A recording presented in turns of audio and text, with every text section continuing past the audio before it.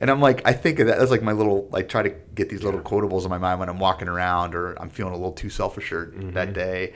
Or I joke with friends. It's like, well, what do you attribute learning so fast? I'm like, my confidence always far outpaced my competence.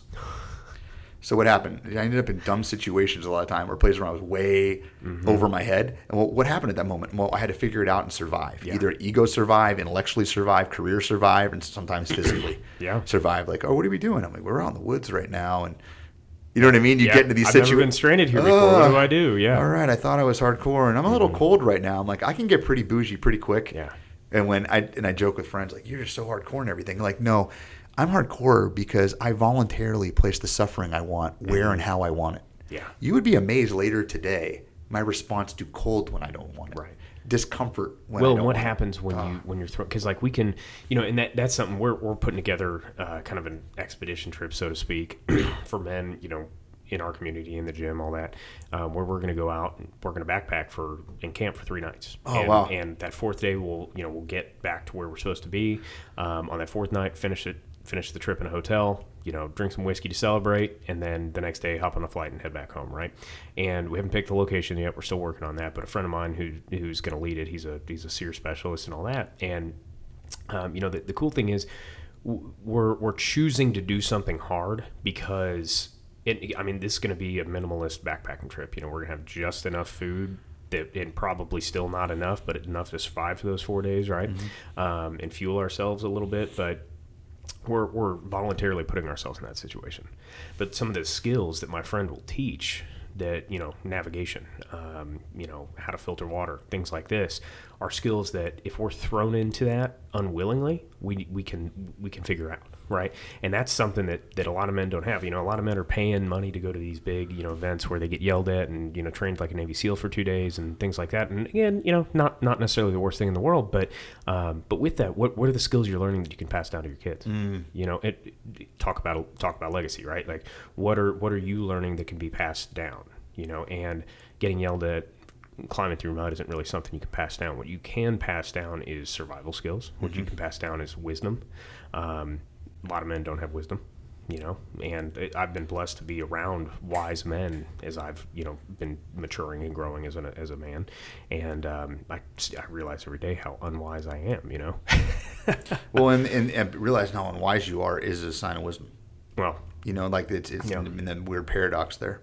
So, but I think that I'm 100% tracking with you. Yeah. Like those skills that you pass down, but I think in your father, and I think one of the most things you pass down is there are way more eyes, even if you're listening to this. If you're listening to this type of podcast anyway, this is definitely true for you, which is there are way more eyes on you than you can possibly imagine. And you're way more influential than you think you are. Yeah. Even the one that thinks, well, I'm small and I don't post on social media enough. Like, that's not what I'm talking about. You don't need to do that. Right in your community. You're observed. The people you see every day are looking at you in some way, shape, or form. And some may even be looking up to you. Yeah. And it's like, what are you demonstrating? Like, are you demonstrating? It's like, do you pick a piece of trash up off the road? How do you drive? Do you tailgate? Do you cubby? Like, what are you putting out there? And the more aware you are when you're doing that, that's one of those legacy pieces that you're going to really thank yourself for when what are my kids going to say about me? About this situation, whether you're in, you lost your job, you're going through a divorce, you did whatever you're those hard times. And how do you handle their opportunities? Exactly. They're happening anyway, by the way. So it just is. Yeah. So there's no arguing it when those things happen, but Life it's like, happens. what type of man are you in that moment? And by the way, you talked about before, avoiding getting hard, avoiding getting tough, avoiding building up those capacities. Do you want to be exposed when one of those moments come? Or do you want to be ready for the thing you hope never happened? Well, why would I need to learn to filter water? Why would I learn to lead to use a compass? Why would I learn to lead? I'm like, hopefully you'll never need it. Hopefully, that's why a lot, and why go to a jiu-jitsu gym? Like, you're going to just be rolling around in the street. I'm like, I hope I never do. However, if I ever, you know what I mean? It's I know how to manipulate a body if I ever get into a situation. Not saying you still won't get shot or stabbed, right? But you at least you have a chance, a fighting chance. Pun, right? Yeah, I like it. Yeah, exactly. But I think that the bigger one that's like the every man's. I mean, most people aren't going to go to a CrossFit gym. Most people aren't going to get really physically fit and take it seriously. Well, Like why? Because it's hard and it's scary. And it is, but I think most people, what they can't avoid. You might be a mom, you might be a dad. Yeah. You know what I mean? You might be like you might be a boss. You can't avoid the fact that like the cultures that you are in and operating on when you're in a leadership role are your fault. Yeah.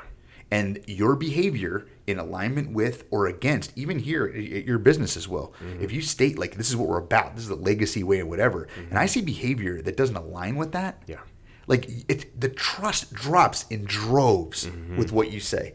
So, I don't think people think like words matter. Yeah. What you say to yourself matters. What you put on paper matters. And like, do you live it out? Or and on the other end of it, when people put these cool aspirational things down, the next move when they fall short is shame instead of correction. Hey, I maybe overreached there. Let's go back, whatever. But it's like, but even the laundry. If someone's listening to this, like some people are ruled by their laundry. I can never get this done. I'm always so behind. I suck. I can't even run the house. I suck so bad. I can't even do it. I'm like, no. You don't serve the laundry. The laundry process needs to be built to serve you.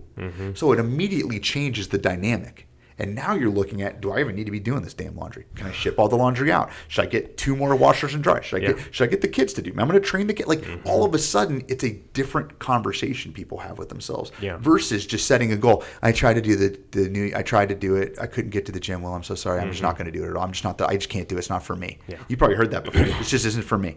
And it's always usually one of those moments where it's like I can't process the shame that I am putting on myself, not anybody else putting on me.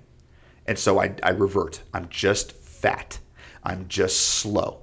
I'm just blank. I'm like, that is not a state that cannot be adapted. Even people, the ones that I work with in my consulting firm I'm not competent in a certain point of leadership or whatever. And then I'm also not confident. We can fix this, the competence part, and your confidence is going to start to emerge from it. Like even that within your own head is fixable. If you want it. Yeah. But if you stuck like shame state people, I can't move until we're out of that. Like we're stuck here until you're willing to get past that. Or people that have come here before that hate. I just got to hate myself enough to start Will. Like I got you know what I mean? Yeah. There's that. I'm like that's not going to work. And I'm like why? Like we work with people here at Legacy, and I'm not speaking for Will. I'm just saying that actually like themselves and others. Yeah. That actually have hope for the future, that actually want, like, that's the person who's probably going to be a lifetime member versus someone who has this. That's somebody who's going to fit into the culture. Yeah, and it's tough. And I think workplaces have it. Like, if you're listening to this, you probably have a job. There's people at work that are just get on your freaking nerves and whatever. And I'd ask you to, like, first of all, are they getting on your nerves due to your expectation for them? And do you even have a fair expectation? Because that's who they are. Right. Maybe step one is realign the expectation for that person. Yeah. Like versus like, well, how do I do that? I'll give you an example with driving. I used to get really mad when people cut me off all the time. Like, look at that. Now I have this story I tell myself, like they're probably going to the hospital.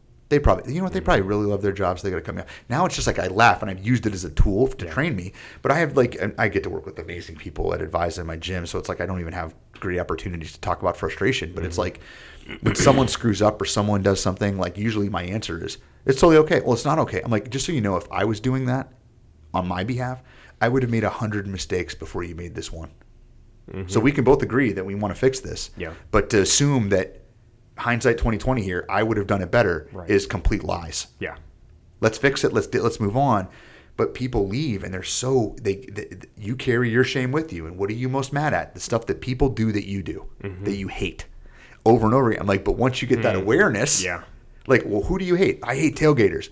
What are you doing right now, Will? Yeah. Can we back off this guy? You know what I mean? Were you driving behind me? I was not. I was just an educated guess in there. But I think that's what, when you bring, I think the optimistic side of this thing is whether it's like people doing the hard things to actually get tougher. Starting that CrossFit class, if you're listening to this, like, should I start the first day? Should I start? It's like you have to make that call. That call has to be yours. But like when the optimistic thing is when you become aware. Yeah. Yes, you see all the warts. Yes, you see how little you know. Yes, you see how weak and soft your underbelly is, how weak your ego was, how much phoniness was around. And it is not fun to look at. Yeah. But the thing is it's all actionable. That's the optimism. And it's like, man, one step up that mountain, your life is unilaterally better. 2 steps, it's again unilaterally better. Like if you pick one thing, I'm just going to drink less. Dude, do that. And then watch. Start the domino effect. And then watch. Like, what's the downside? And I joke with people that are giving up vices that are really tough for them. I'm like, hey, good news, Will. If you're addicted to caffeine, you have to have caffeine all the time, and we're realizing that's affecting your sleep. Guess what you can go back to tomorrow? You can go back to what you're doing before you've already been doing it. Yeah. You know, it's like it's trying to lower the bar of like, this isn't a zero-sum game. Yeah. You know, it's not a zero-sum game and you map, but it's like when I've seen people open up, most people are freaking awesome. Most people are full of really positive intentions unrealized because of the barriers that we've been talking about today. And one of the most actionable, so if you're listening to this and you're just on the fence about joining Legacy, do it. Yeah. Because you can always stop. And trust me, if it costs you money, you will piss away that amount of money on something way dumber than this. Oh, for sure. Easily. Yeah. And I think when you start doing it, physical fitness is such a great tool to start all kinds of life change, emotional life change, spiritual health change. Like it's a great starting point because the levels of development and growth and muscle building, even metaphorically, that happen in a gym are, you can see them on a scale. You can see them in a tangible, you can see them so many places, and you're with other people. It's already, how many times a day do you have classes? That's how many times a day you can come and see other people on a similar journey with you. It's the most actionable thing out there, and I think people think of these things. I can work out in my garage. Sure. I'm like, have you seen where your gym equipment in your garage? I just talked to a gal today who was like, you know, I've been doing these workout videos at home, and I don't know it's not getting me the results I want. I don't know what else to do. I need somebody to tell me what to do. Perfect. That's what we're here for. And I think you said it perfectly. It's like everybody needs this. It's not something you have to sell when everybody needs it, right? You just need to find what their goals are, where they want to be. You know, you figure that out. It's not you're not selling. I mean, what is sales? It's not selling a product people don't need. It's finding what people need and placing them with with that. 100%. Well, I'll throw out a challenge to anybody listening to this right now. That's good. Let's say a membership to a CrossFit gym with a little bit of like maybe a private coaching add-on, like once or twice a month, is $400. Sure. I want you to go out right and you're with people, you're with leaders, you're with people that want to get better. That's a reasonable. Let's just say you're with people that's an actual investment. It kind of hurts to pay that. That's the kind of people you're with, not people with so much discretionary income that it doesn't even matter. Right. Like let's just make that's our premise right now. I want you to go right now and look at leadership groups, leadership cohorts, monthly or bi-monthly webinars where leaders are getting together to talk about their business. Do all those other places and look at the price tag on those. You're talking, I mean, 4, 5, 6, 10. I've heard 10,000 or more per month. And when you look at what you're really getting from here on the expansive level to what the life change that's going to happen to you, this is one of the biggest bargains in self-development that there is out there right now. And by this, I mean CrossFit gyms, especially well-run ones. And by the way, well-run, don't worry if you wonder if it's well-run. Anyone listening, you know what well-run is. Yeah. There's places that you have price, what's the word I always use? You're insensitive to the price of anything. What are they? That's what something that's run well is. Yeah. You know when you spent $5 and felt ripped off. So don't worry about it. Is this a good gym? Right. Just hang out there. You'll know. Yeah. You'll know. Just look around. So when you do that, that's the challenge I would put out to somebody to say, hey, and then test it. Come to Legacy for 6 months. And then at the end, say at 6 months, I'm quitting. Just say right at the back, I'm stopping at 6 months no matter what, and I'm going to reevaluate. Yeah. I bet Will would be like, you should totally do that. And talk, because I don't want you a day longer than you're willing to do it and you feel like it's connected to your value. But I think you make friends, you do all these other things that I think a lot of these other groups do virtually. But here, what are you getting on top of it? You're losing weight. You're like all the and the stuff happening before you start seeing like the six pack out, the stuff that you think you're going to get in like month 6. Well, let's be real. You don't have to have six pack to be fit. No, right? Not at all. Yeah, that's an aesthetic feature that people want, and they can get. But it's a different level of attentiveness, right? It's not just being fit. There are plenty of fit people that look at marathon runners. I wouldn't necessarily want to look like them. They're very fit. I'm glad you said it first. Yeah, I mean, unless it's Nick Bear, then then we'll talk about that. But for the most part, most marathon runners, I don't want to look like them. They're fit, but they're not focused on aesthetics at all. And look at a strongman. Yeah. Also, they don't have six-pack as abs. hell. And I'm like, you take your bodybuilder and put them up against that. Half Thor Won't stand a Bjornsson. chance. Oh, it's just brutal. I think Half Thor does have a six-pack now. When so does Aaron Donald. Of course he does. Where you look at, you're just like, what is that? And I'm like, that's different. Yeah. We shouldn't talk about that. Yeah, Eddie Hall, too. Did you see him cut down? Dude, look, I mean. Wasn't Eddie Hall going to box I think he did. I don't know who won that. I didn't either. Whoever's promoting that needs to up their game. Yeah, exactly. Yeah, but I mean, back to the physical results. But I mean, gosh, like if you get on a track where you're around, like you start investing in yourself. Heck, if you work in insurance too or whatever, it's like that's an investment in self. You're asking people some questions for the first time. Yeah. And it's probably not surprising anymore that some people don't have answers for certain of those things. Most people don't even know what coverages are on a homeowner's insurance policy. Oh, and you could do the same thing if you get a financial coach, or if you talk to a bank for the first time to get a loan. Right. That's self-development. There's a little bits, and I'm like, do you feel better now that you know that you got the right insurance package, that you have a will done, that you got and that's paperwork. You know what I mean? Imagine like your body. It's like, wouldn't you have a body that you would like to not need that? You're glad you have it, but you won't really have a real need for it until a long time down the road. It's like the investment's so small when it happens. Yeah, it is. It is. How would you define success? How would I define success? You work with a lot of successful people. Yeah. You're pretty successful yourself, I'd say. Well, and I think that the answer, I do feel that way, but I think that I don't answer that question for my clients. I ask them the same question because I think it's up to them to decide what they believe success is. So you think success looks different for everybody? Success is something you're willing to suffer for, that you're willing to eschew motivation and do what you know you need to do to get there regardless. That's what success is. What that is for anybody listening to this is that's your decision to make. If it's an amount of money, if it's a physical object, if it's a place that you live, it's in a relationship that you're hoping for, if it's having kids, not having kids, if it's a state of mind, if it's a spiritual place, if it's whatever. It's like those are the hard decisions we kind of led off today's conversation with that no one else can make for you. Right. And honestly, if you're listening to this, I would discourage you from taking advice from anybody on those. You have to bear that burden. Yeah. I always say like, well, you're giving me advice. I'm like, especially don't listen to me. If you hear anything as a directive, don't do it. Add a question mark to the end of it instead of a period and challenge yourself with it. But you got to make your call. Otherwise, you're still living someone else's life. My dad once told me, well, my dad was a doctor or my mom was. I'm like, yeah, you got to get out of that. So you might or might not actually want to be a doctor is what I just heard. So I think you need to go back and decide what success is. I think you need to go back and it's like, did you decide that? Or did somebody else decide? Did the culture decide it for you? Did your family decide it for you? Did your country decide it for you? Did your circumstance decide it for you? I think there's a lot of work people need to do before they go to the quick and easy grabs. I just want to be free. I just want enough money in the bank to do da-da-da-da. I just like a house here and a house there. I just want to get like married and have kids and I do all this stuff. I know a lot of people that are married with kids that are friggin' miserable. They wouldn't define themselves as successful. There are a lot of millionaires that are yeah. Yeah, because that's the false promise. They operate on the same premise someone trying to play the lottery at Speedway later today is operating on. I get this, but then it's like in the movie Wall Street when they ask like, hey, what's the number? Like, what's the number that you're going to finally feel fulfilled? And the answer was more.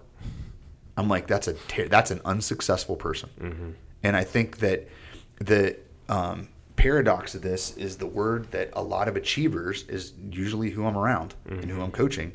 They're out changing the world. They're out trying to change status quo. They're already getting there. That is almost an infinite game. Yeah. That we have to work on is rest, recovery, contentment. I know it's hard to say. Like peace. Like a lot of those things, they feel like I will lose my edge. And at different intervals of success, those success mountains, be it the wealth success, the business success, the relationship success, those peaks, they'll peak at different times. You have to ask yourself, and I'm like, is the edge really helping you anymore? Is this hustle really helping you anymore here? Is there do we need to draw back and have a retreat? Stay with me. Yeah. Stay with me so that we can have another confront that's up a bigger mountain, that has more meaning right now. But people stayed stuck for long periods of time because they're stuck with other people's idea of what success is. Well, I got to look like this and like that, and like the car that they drive or where they park or where they live. Got to drive this car, have this house, have this jet. Yeah. I mean, and I get it. I get caring about what other people think. I do more than I want. You can hurt my feelings. It's not even that hard to do. Yeah. Like at that, you can take away my freedom, power, and control, and you can see me have a hissy fit. You can, like, I'm a human being, just like everybody else. But it's the success answer I give is you have to have a goal or have an outcome. You have to have a clear enough picture of that, and also the values that undergird it to direct the traffic of the day. And the day is lived out in minutes and hours. That's all that's in a day. That's it. Seconds if you want to go down. And if you say, I want to be well read, and you can't read 5 minutes today, you're a liar. Yeah. You don't really want that because 5 minutes of suffering is minuscule. You're going to, well, I don't have the time. Can you show me your iPhone real quick? That's an iPhone. Cool. Hey, open up screen time real quick. Oh, weird. We're getting a little reticent to share that. 5 hours on Instagram, huh? So I think there's that just like fact checking on what you're willing to suffer for. And then I do an exercise with groups sometime, and I might be doing this for a group of CEOs next month where I lead off, maybe hopefully they're not listening because I'm going to do it there and you're paying for it then, is I want you to right now think of the thing you've accomplished that you're the absolute most proud of in your entire life. Not you, not somebody else, can't be related. Like, what are you most proud of that you accomplished? I want you to take 90 seconds to think about that. Individually, you can write it down if you want to. You can do this exercise at home right now if you want to. Great. All right, great. I want you to share that with a partner. You know, if you're with somebody listening to this, great. That'd be cool if there's, Legacy Athletics podcast listen parties. It'd be really next Listening level. Parties, right. We've reached a level of success there, haven't we? And then I say, I'm like, all right, great, let's hear them. Yeah. And when you hear people shouting out, guess what you don't hear? That vacation in Tahiti, when I bought my Rolls Royce, when I did, like, you don't hear the things that people think success are. You hear it's when I got cancer the first time. And they tell this story and they're serious. Where, hey, I ran this marathon I wasn't really prepared for, but I got that. My gosh, it was miserable, and I did all like that. When I helped my brother get through a divorce and all these other things. I'm like, so can everybody just show of hands of the things you're proud of? Raise your hand if it involves some level of suffering. What do you think that room looked like? So it's like that's kind of that wake up moment where you're like, don't forget the secret part of the recipe, which is suffering, self-denial, detachment, like the opposite of like the word deserve. You got to get rid of that word altogether, which is either direction. I don't deserve this or I deserve different. I'm like, it's not helping you. Even if you're right, it's not helping you. And like get down to the real work of making your life what you want it to be, even in minutes and seconds. Yeah. I'm busy. I have to work 2 jobs, and I'm like, I've done work with Boys and Girls Clubs, for instance, and I know there's just families that are just barely getting by. It's easy for you to say. You don't have. And I'm like, I'm talking seconds. I'm talking minutes. I'm talking there. Even like that little bit is something that can change the state that says, I can, even in spite of these circumstances. And by the way, I joke with folks that are, if you're listening to this and you're in a tough situation right now that you don't have the money, you don't have the time, you don't have anything, you're in terrible relationships or what have you, just so you know the bright spot of your situation. What are the books that people read of the success stories? They don't read mine. BJ came from 2 cool middle-class parents that raised him terrific in the faith and took great care of him and got him there and opened all these. There's you don't want to read that book. Yeah. That's not inspiring. The books that you want to read are the people that came from circumstances that you would never want. Yeah. That got to circumstances you're probably not going to get to. Why? Because they got hardened by those, and they didn't let them that situation didn't absorb them, and they got to the other level. So even in that, it sucks, and I wouldn't trade with you, and trust me, in the future you wouldn't trade with you, but that's the stories people tell. That is such an interesting dynamic of, people want the same kind of success that people that come from those situations have, and they'll never reach it. They'll never reach it. And it is interesting to see how the people that come from those impoverished situations or just adverse situations. I mean, look at the majority of pro athletes. How many of those dudes come from poverty? And they push and push and push. They're not willing to sacrifice anything for it. And that may end up costing them a family. That may end up costing them, a marriage, whatever it may be, a body part, right? They may get injured to the point where they can't function anymore, right? But they will do anything to reach that level of success. And then you find people that may come from better situations and they push to a certain point, but then they become content. because they don't need to go further. When it comes to money, coming from not having any or poverty, and coming from an already extremely wealthy family are the two easiest ways. I find the middle to be the hardest because you've always had enough to eat, you've always had a bed to sleep in, you have something to lose. Keeping money and learning how to keep money when you're around a bunch of people that know how to do it, probably not the hardest thing in the whole world. Right. Coming from the bottom where you already know what the bottom's like, you can live on like access card and food stamp, like you know how to navigate that. Like, well, what's the worst thing that's going to happen to me? I mean, it's like you already know you're hardened to that experience, and you can go like, if I go back, I know how to navigate that. Middle class people have no concept of that. That is interesting. And it's like they're the most fixed. They can be the most conservative, and I don't mean politically. I'm just with like, I got to be careful. I want to get this type of job, and they go to school, and it's like they get the jobs that like degrees from school that are job names. Yeah. I'm going to be an accountant. What are you going to get? An accounting degree. Be an engineer. I'm going to get an engineering degree. But nothing wrong with any of those things, by the way. I'm just saying that like that's the one, it's like the immovable middle. The other, it's easier to coach these two. Yeah. On the outsides because it's like, why? I'm like, this is gonna be fun. Yeah. I'm like, why? The freaking wide bearing. We can go do one's got the will to sacrifice everything to get to where they need to go, and the other one just has the resources to be where they stay where they're at. Yeah. Right. And there's by the way, there's challenges on both ends of it. Like the ones of the wealthy are easy and visible to see. You can look at those. Like, I mean, if anybody's out there that wants their kid to be a childhood star, you haven't done a whole lot of homework on what happens to childhood stars. Would never want that. But like right now in the realm of social media and Instagram, which we're pretty strict with our kids about that for this reason, like look at what's already happening with people with their little taste of stardom with, I got 600 likes on this. I got 2 on this. Yeah. Ruins their freaking week. Yeah. And I'm like, this was the life of some of these child actors. Well, then what are they willing to do in order to get those likes? Yeah. And that's the other thing. I mean, that goes down a whole other rabbit hole of conversation, but yeah. It's tough. I just did joke with friends that like, how do you know you've made it? And the joke I have, I'm just speaking tongue in cheek, is like, I want to be a reclusive billionaire.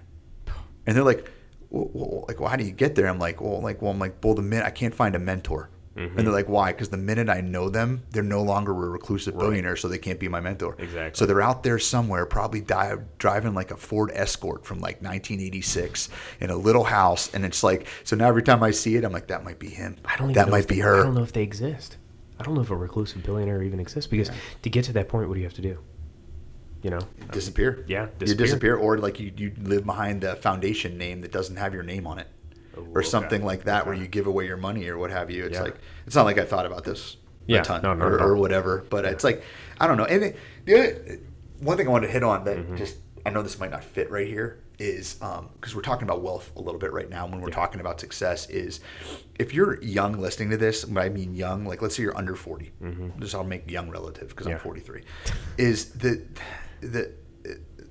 the wealth that you have, you disrespect so hard, which is wealth of opportunity, wealth of energy, a little bit of wealth in time, wealth in physique, wealth in testosterone, wealth in all these other things that you have in abundance, and you don't respect it because all your peers seem to have the same thing. Yeah.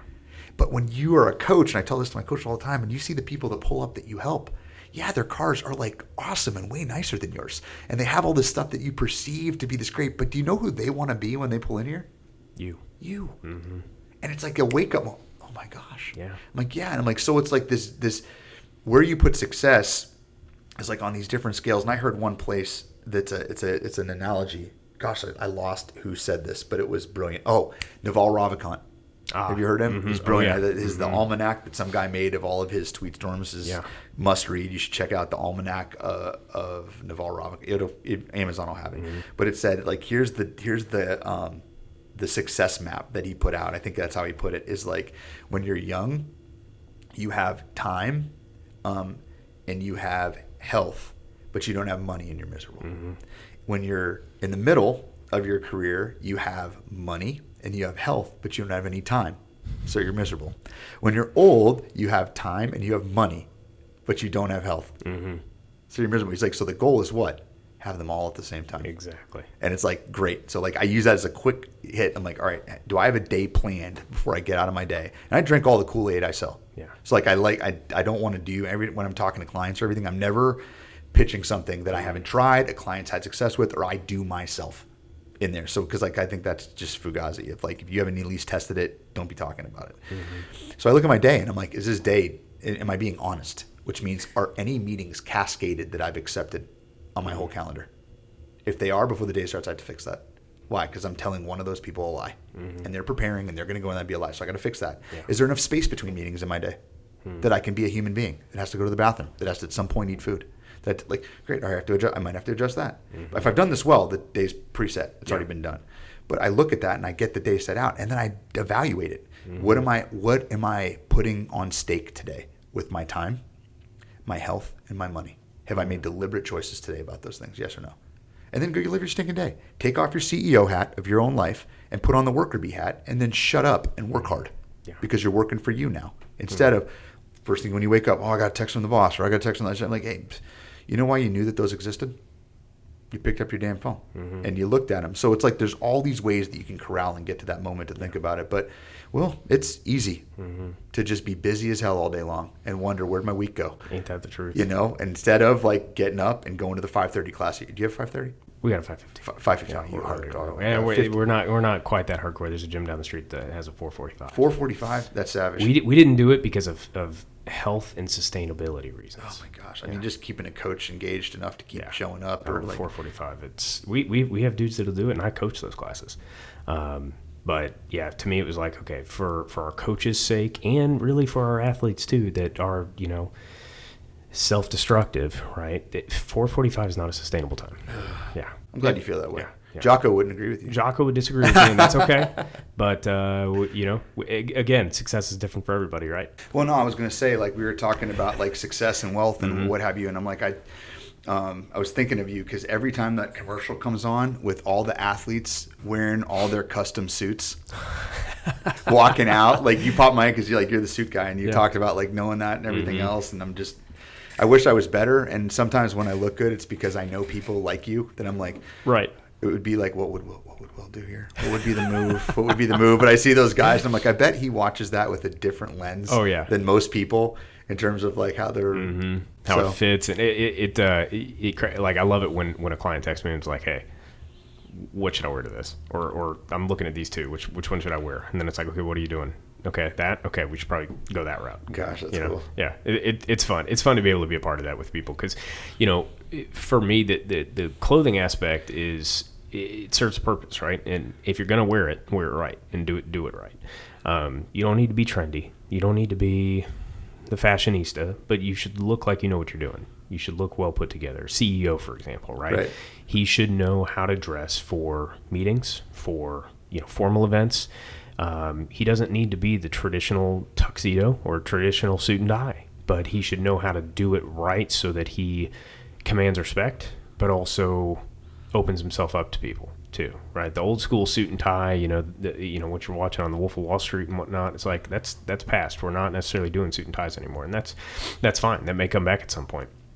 But you also shouldn't necessarily be the tech guy just wearing sweatpants and a t-shirt, the Zuckerbergs with flip-flops on, I've been watching The Big Short and it cracks me up because Christian Bale's character in there, listening to like death metal. And the drums barefoot walking through the office. I'm like, that's the level of success I want right there. To be able to do that wherever I go. Well, I was joking. I'm like, I want the level of success where I text Will and ask that question. Yeah. Like, that would be great. Like, hey, I'm going to do this thing. But I think like when it comes to appearance and what have you, it's like there's a level of situational fluency and then self-awareness. When you're looking at that, things become obvious very quick. Of like, who am I going here to serve? What is the situation? Like, what's going on? When you're thinking about that, and anymore, I think we're in the super casual. Oh, for sure. Like bend in like the curves of where fashion goes. Well, everybody's working from home nowadays. And if you're not working from home, people are cool. I mean, they're cool with it because they want to be dressed comfortably, right? And I think that, again, we're talking about comfort, right? And how when have we gone too far there? But it's funny too because I think there's a movement of being more primal, which is funny because we're never going to be there again until the world resets itself, right? And even then, we may not be here to do that, right? But so I kind of find that movement funny, but at the same point, like getting back to a more natural state of being is healthier for everyone, whether it be shoes, whether it be, grounding, whether it be, lowering stress levels, things like that. So, well, I think it's the hippie side. But with like fabric, and I can appreciate it. But I think like with fabric, with like the technology and everything else, like you can have your cake and eat it too. Yeah. Like there's suits and stuff out there. There's things that you can put on. There's types of material for jeans and everything. There are, but if you're gonna wear a suit, you gotta go old school. The best fabric in the world is it's a mill that's owned by a French family, and they still do things the way they did 200 years ago. Wow. And that fabric has a different sheen to it than a machine-made fabric that stretches. It just it looks different, it feels different, and when you put that on, you have a different, like, you could take two suits, one that is a Joseph A. Banks, whatever blend they use and feels like sandpaper, and in a navy blue suit, you could put a navy blue suit on that's $30,000. And some people may look at that and go, I don't see the difference. Well, if you don't see the difference, you don't have a refined eye, right? But even then, I'd be very hard pressed to take somebody at face value if they're telling me that, because you can see the difference between a $300 Navy suit and a $30,000 Navy suit. Now, from a $10,000 to a $30,000, maybe not, depending on the fabric. But there's a difference in the feel. There's a difference in the kind of the luster of the fabric, and it's just and then fit. Fit is big. I'd rather see somebody with a less expensive suit but a better fit than going and buying a Tom Ford suit off the rack that looks like crap. Gosh. Well, the way you talk about suits is the reason I can only spend so much on a cigar or a bottle of wine or a certain whiskey, where it's like the rest, anything over this amount is going to be wasted on me. Like I just don't have that that refinement. But it's like when it comes to things that are obvious to me, and like the stuff we've talked about today, it's like they're so obvious to me that they should be obvious to everyone, right? Yeah. It's just like when you talk about suits and like exactly, and like movement, where it's like coach is like, I don't want to talk about this movement or whatever. I'm like, just tell them to get on the row and row. Yeah. What? No, well, just do it. Watch. Yeah. And like it's just bananas. Like I'm like, how do you think that's how that's supposed to look? And I told the coach, I'm like, because it was obvious, right? Or like it was like you show these movements that we've done so many times, you think like it's almost pretentious to tell somebody how to row. Yeah, but it's like you tell me, you could talk me through fabrics for hours, and I'd be like, everything you say would be an education. Yeah, like I would not know, and I'm like, well, I probably should have thought of that before I did blank. I got one suit once. I didn't know you at the time, otherwise I'd gone through. I went. I'm like, I'm gonna do this right. I'm gonna wear suits. That's gonna be my uniform. Yeah, this is several years ago, pre-COVID, and I got a suit from the group. That I'm like, I want to see how much does it cost to get a personally designed suit from top to bottom. And I'm like, I'm gonna explore it. Like, oh, it's too expensive. People would say, oh, it's too expensive. I'm like, well, I'm gonna go find out for myself. Yeah. And I went in, and usually if you're asking how much it is, you've already got to lose. Yes, I'm like, you might be right, but I want to know firsthand. Right. And it was like not that bad. And I went and did. I do them for the Colts or whatever. I'm like, I don't really care. I did it, but it was like that suit you're talking about is the best suit that I have right now. And like every time I wear it, I don't think it's as tapered at the bottom as I would like it, but I have another one that is, and that's the one I only get compliments on. Yeah. I don't get compliments on the one that I like the best, which is actually a little bit cheaper. I got it from Suit Supply. But that one's the one that's like so I keep it up. I almost want to put it like the Kingsman in there with like a special light on it to be like the bat suit. Like, what are you going to do? We're going to get after it today. But back to the you look good, you feel good. Like, what is wealth and everything else? Like, if you're listening to this, man, Will knows. If you don't know Will, you should know Will. Well, yes, but at the same point too, like if you're clothing yourself in a suit to make yourself more confident, you've already lost the battle. You need to build that confidence prior to that. Oh, that's wisdom right there. I mean, because you do carry yourself differently when you've put a nice suit on, but you should learn to carry yourself that way regardless. Well, and that's the one thing you'll notice that like our gym, and I talked to a lot of like when we're on board newer coaches, you can see that look at the cars in the parking lot. It doesn't matter if they're old. It doesn't matter if they're new, expensive, or less expensive. They're clean. Yeah. And the people that are in the gym, they carry themselves a certain way. You take care of yourself and you do it. And it's just like, that's where my son always like, why don't you just get the good one? And I'm like, because I don't know if I'm going to respect it. Yeah. And that's like a lesson for him. Like, what do you mean? Like, I'm going to buy this one, and if I use these headphones or whatever, then I can always upgrade. but I'm going to wear these out and I'll get my value quicker if they're like cheaper headphones. Like, this is a stupid example. And like, then it's like, what did you do? I'm going to get these AirPod Pros, the most top of the line one. I'm like, why? I'm like, I can't live without these now. But now I know that I'm going to take care of them. I'm not going to lose them. I'm the same way with sunglasses. I got a few pair of Oakleys. I lost them. I'm a big Oakley fan. And then I finally figured out a plan of how I'm not going to lose them. And it worked for a cheaper pair of glasses. And then I went back and I started balling out. And I'm like, I know how to take care of it again. Yeah. But back to like your suits and everything else, it's like how you wear what you wear. What do you do? Do you know where you're going? Do you know? Are you thinking of yourself or are you thinking of other people? Do you need to think of yourself in a situation? Do you need to think of other people in that situation? Yeah. Where I go to a client site, I always ask like, hey, ask them what the dress code is. They're like, why? And I'm like, I don't want to be wearing a 3-piece suit if the CEO's wearing a sweatshirt. And like, oh, well, our CEO wears a hoodie and just jeans. And I'm just like, so aren't we glad we asked? Yeah. You know what I mean? And then what do? Like, I wear a untucked polo shirt and a nice pair of jeans and like my Air Force Ones. Yeah. And I went in, like walked in, it's like, hey, G-Shock watch. Look, you got a tattoo on your arm. Like, whatever. I'm like, see, I'm like, good thing I didn't look like the corporate dude walking in versus I work with an accounting firm or a bank. I don't even have to ask. You may put a 3-piece suit on. Just go ahead and do it. It's like level up. Like, what do you want to be? I'm like, I get you. It's not saying like I'm pretending, but like I get your culture here. Yeah, I'm a guest in your culture. I'm a guest in your space. Right. So I'm going to go and honor that. Right? Yeah. And then I talk to people like, I'm going to dress how I dress no matter what. And I'm like, all right. And you can get so far like that. You know what I mean? You can get so far like that. Or if the way that you dress or carry yourself is obvious. Yeah.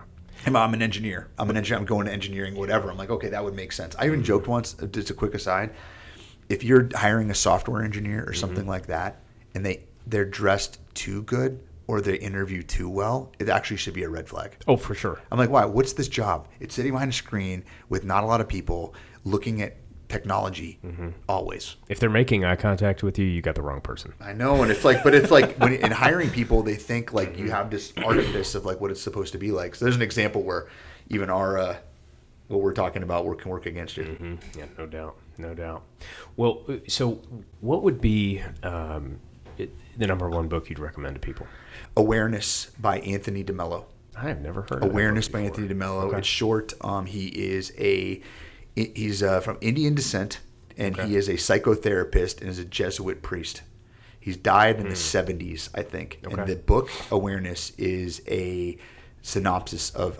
It's actually from audio that it was a retreat he gave, and they turned it into a book. I heard about this first many years ago from a financial guy that was on the Tim Ferriss show. Who was that? I can't remember. Tim Ferriss used to have such good interviews. Yeah, I feel like he still does, but they're just all about psychedelics. I just fell off. I just got into Huberman and Lex Friedman, and I obviously listen to where do you get your news? I'm Joe Rogan. Yeah, Joe Rogan. Like that's like my news station. He's like the new Jon Stewart from back in like the show. Where do you get your news? I'm like comedians because it's the only one that can tell it. You know, with listening to Joe Rogan, you're gonna get an unfiltered, unadulterated truth. But I think also the thing about Joe Rogan, unlike like Walter Cronkite and all these back day, like yes, he has a position, but it's very forward facing. Yeah. You know who he is, you know where he's from. So now when he's doing it, there's a level of authenticity to what's being talked about. Well, and you can change his mind if you prove him wrong. Right. And that I think is something that we don't do enough. It's a narrative. Well, I hope someday to be successful enough that someone calls me problematic. I think that would be a big victory. That would be good, yeah. But read Self-Awareness by Anthony DeMello if you're listening to it. That's one that I give out often. I think it's a book that'll give you 2 to 3 weeks of bliss after you read it, when you realize what you're attached to and like the power of detachment and the actual real work it takes to emotionally, psychologically, and spiritually detach from stuff that's tamping you down and keeping you from enjoying your life. It's brilliant, and it's short. And it's awesome. And then the other, I read Meditations by Marcus Aurelius once a year. Throughout the year, I'll keep reading that through the years. But those are two just like legit go-tos for me. Yeah, those are. And I'm writing a journal myself right now. Ooh, I like which I have to say it out loud as much as possible so people can shame me for not doing it. I need it. Which is I have a spin on a daily journal. It's like 365 days in the desert. Okay. Like a modern man's retreat in the desert with the Desert Fathers. It's like I haven't kind of cut on those notes yet, but it's got maxims from like the wisdom of all the Christian mystics, Desert Fathers, and then it's basically like a journal about like rolling that into like how do I have these micro mini retreats in a day before I go into the confront of life. I like that. So like I'm building it out. When's the release date? I was hoping to get it done by the end of the year. I think I'm on day 60 right now of 300. I'll do 366 for the leap year on there. And I think I might have, there's a chance I have a publisher that's interested, but I'm like, let's take it easy. There you go. I want to make sure I finish this with some, I've never done anything like that before, but that's cool. Yeah. So that might be the next one I read. I'll be one of those evangelists of your own stuff kind of. No, Marcus Aurelius' meditations are really good. There was a time where I started studying philosophy a little bit, or Stoic philosophy a little bit, and a friend of mine pointed out to me, he goes, "Who's the greatest philosopher of them all?" I'm like, who was the greatest philosopher of them all? He's like, what's the number one read book in the world? Bible, right? I'm like, oh, Jesus, yeah. He's like, okay, have you read every book of the Bible? Actually, I don't think I have. I've read a lot of them, but, there's many that I've read a bunch of times, but I don't think I've ever read, cover to cover the Bible. And so he's like, okay, well, why do you need to study philosophy when you haven't even studied the greatest philosopher of them all? I'm like, Gotcha. Okay, fair enough. So I started, going through, every book of the Bible. And not saying that I think where Stoic philosophy really plays a good role is if you have something spiritual to marry it with. Because by itself, it's very empty, right? But if you can marry that with a spiritual lens. That's why I do the Ryan Holiday's Daily Stoic, and that's his book. Why I got that too. And I've gone through 4 years of it, and that's why I'm doing mine. I'm like, I have to put my own Christian bent on it, and then also it's like I always, why are you writing it this way? It's because before Jesus did anything confrontational, look a few passages back, and then he went out to the desert, and then he went out alone on a mountaintop, and then he went out into this how often do we do that? We're never alone. We're always stimulated. We're doing that. So I'm like, well, if we can build that in, we're going to be better off for it when it happens. So I can't wait for that. We're going camping next weekend in Michigan, and that's my place once a year. There, Montana, but this year it's Michigan, and can't wait to just. I'm heading out to Estes Park, Colorado, in a few weeks, right there for 4 days to do a Freedom Summit with about, I think there's like 60 to 80 guys with a group called Exodus 90 that are going to be out there, and I'm very unequipped for the role I have, which is shepherding people from the Denver airport up to Estes Park, which hopefully I'll tell some jokes along the way and not careen us into a valley or something like that. And then we're doing I think I'm doing a form of fireside chat about work and faith in one of the evenings right there. But it's going to be similar. It's going to be like, oh, hey, it gets to 68 during the day and like 30 at night up in the mountains. So love that. Yeah. Love that. We'll see. Well, BJ, what legacy do you want to leave? What legacy do I want to leave? That's a very loaded question, but everybody gets it. Yeah.